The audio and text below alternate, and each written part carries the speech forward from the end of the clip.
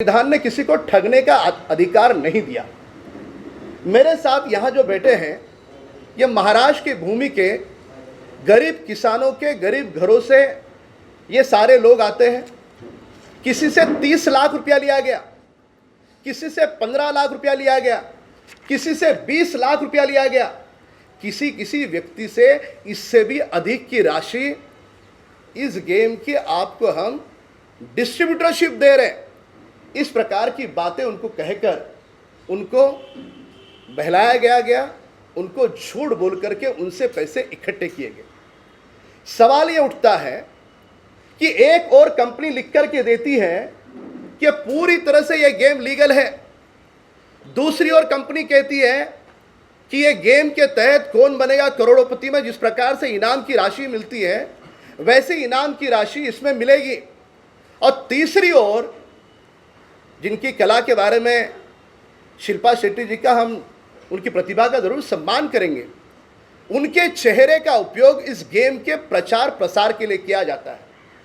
अब गरीब घरों में रहने वाले लोग अपनी जो पूंजी है, अभी कोरोना काल से सारे पीड़ित हैं। ऐसे अवस्था में न केवल महाराष्ट्र से जो बातें सामने आ रही है, समूचे देश भर से लाखों नहीं करोड़ों नहीं बहुत बड़ी मात्रा में पैसे इकट्ठे किए गए।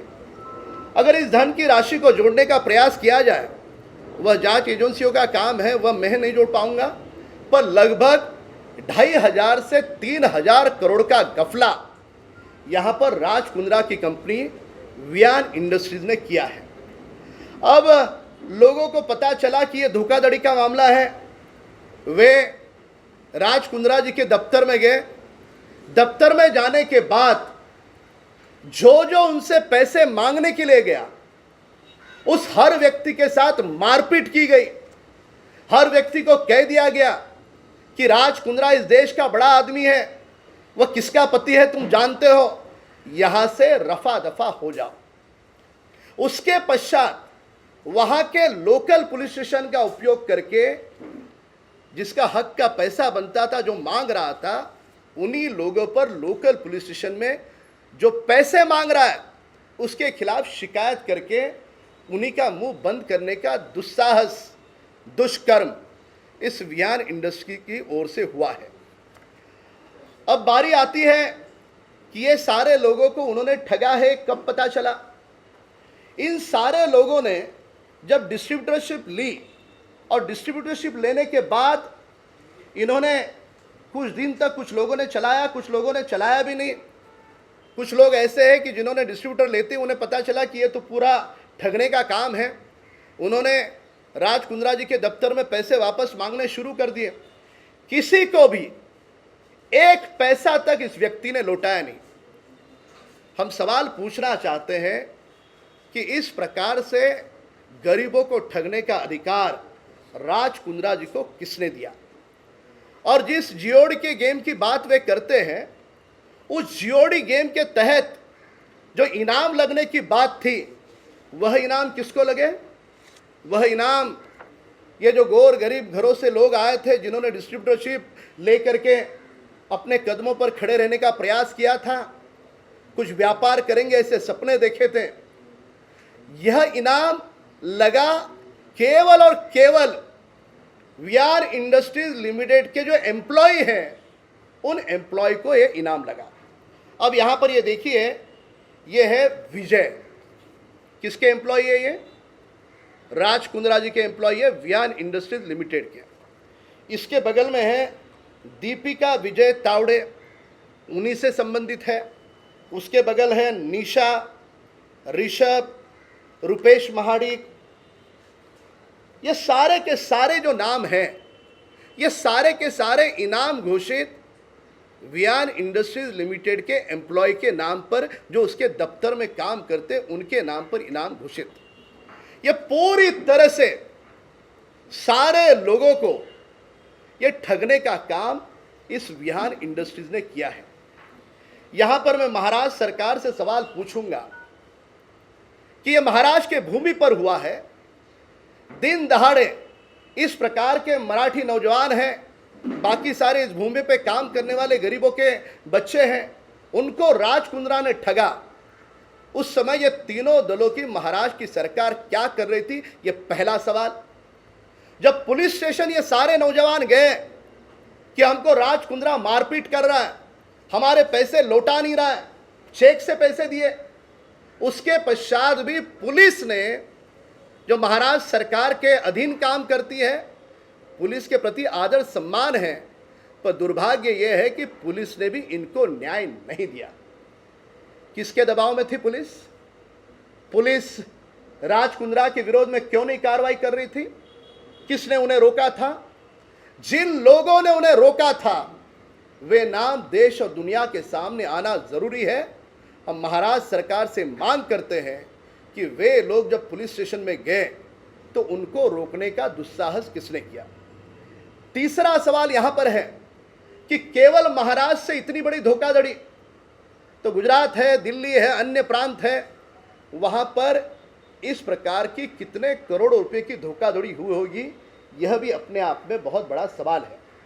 अब सारे लोग ये जो पीड़ित है इस पूरे मामले में, जिन्होंने अपनी धन की राशि गंवाई है, अरे 30 लाख रुपए तुम गेम के डिस्ट्रीब्यूटर के दो, डिस्ट्रीब्यूटरशिप के, पर तुम्हें वियान इंडस्ट्रीज लिमिटेड यानी राज कुंद्रा जी की कंपनी तुम्हें ओरिजिनल एग्रीमेंट नहीं देगी, जेरॉक्स पे इस प्रकार से ठप्पे मार के देगी। क्यों जेरॉक्स पे ठप्पे मार रहे थे? क्या छुपाने का प्रयास कर रहे थे? क्या अंदर के अंदर कौन सा गोलमाल था? ये सारे सवाल अपने आप में वियान इंडस्ट्रीज के मंशा पर शक खड़े करते हैं। मेरी मुंबई पुलिस कमिश्नर से और महाराष्ट्र सरकार से मांग है, यह मामला गंभीर है। महाराष्ट्र के हजारों बच्चों को इस प्रकार से गुमराह करके उनका मेहनत का, पसीने का धन राज कुंद्रा और उनकी कंपनी ने लूटा है।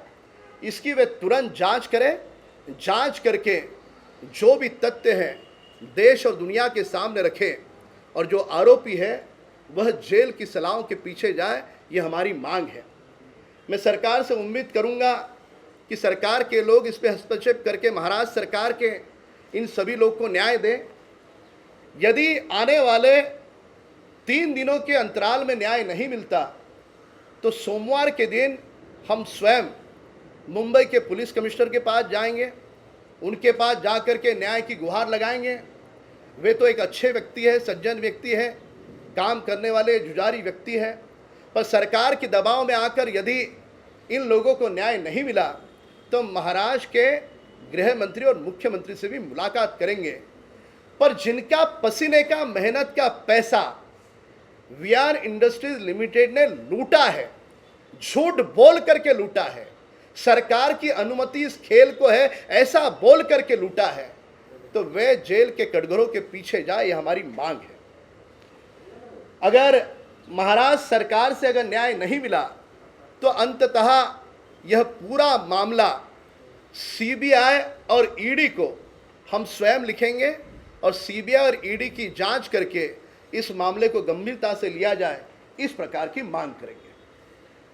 मैं यहाँ पर लोगों के नाम बता दूँ, अमित घई है, विशाल तावरे है, विश्वनाथ बोबड़े, गब्बर राजधर, अमित जायसवाल, राघवेंद्र नाइक, प्रवीण शेट्टी, मोरिया एजेंसी, प्रभाकर शेट्टी, संदेश मोरे,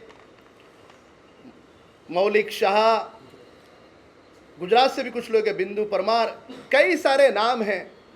वे सारे लोगों के साथ ये जो सारे दिख रहे हैं, सारे एग्रीमेंट है अलग अलग लोगों के। अब यहाँ पर एक भाई तो सोलापुर से भी आए हैं, ऐसे कई सारे लोग हैं, ये सोलापुर से स्वयं आए हैं, उन लोगों को उन्होंने ठगा है। ये पहला विषय था।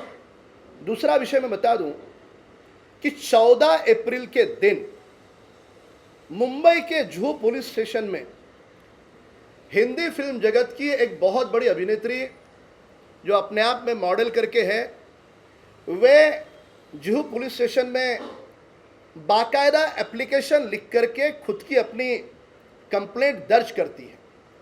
कंप्लेंट केवल दर्ज नहीं करती, जुहू के सीनियर पीआई से लेकर के assistant commissioner, deputy commissioner, additional commissioner, joint commissioner, home minister और यहाँ तक कि देश के प्रधानमंत्री जी से भी न्याय की गुहार लगाने की एप्लीकेशन दर्ज करती है।